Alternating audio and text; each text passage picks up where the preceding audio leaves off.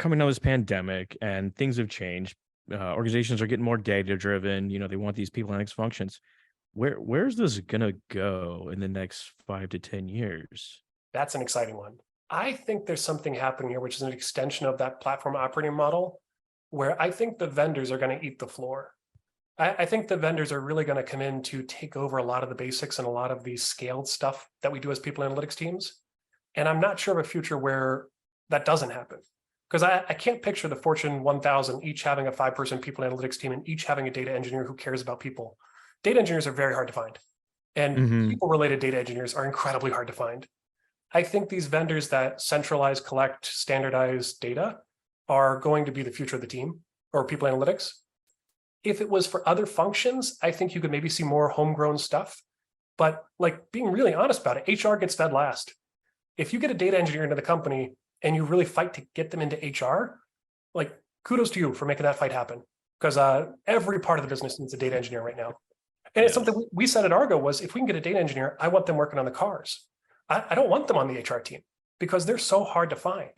So that's where I think these scaled vendors are going to really come in and start to develop the floor and work their way upwards.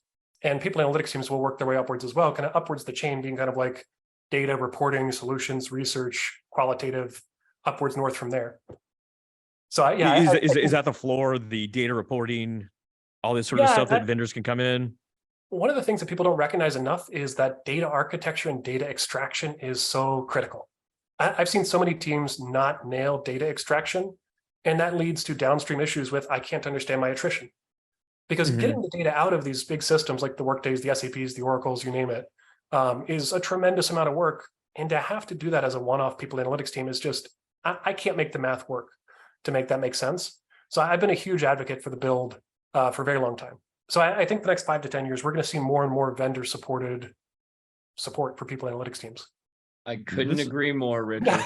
I see Cole smiling over here the whole time. Oh, yeah. I was just like, I posted in the chat for the audience. I said, I'm going to clip this section and post it to YouTube as an orgnostic advertisement. But yeah, I mean, I've actually been saying this at conferences recently is that, it's impossible to find data engineers. And it's a bad equation because if they will work at HR, they're the most expensive but least quality talent data engineer. If you can get one, it's usually because they want to build something.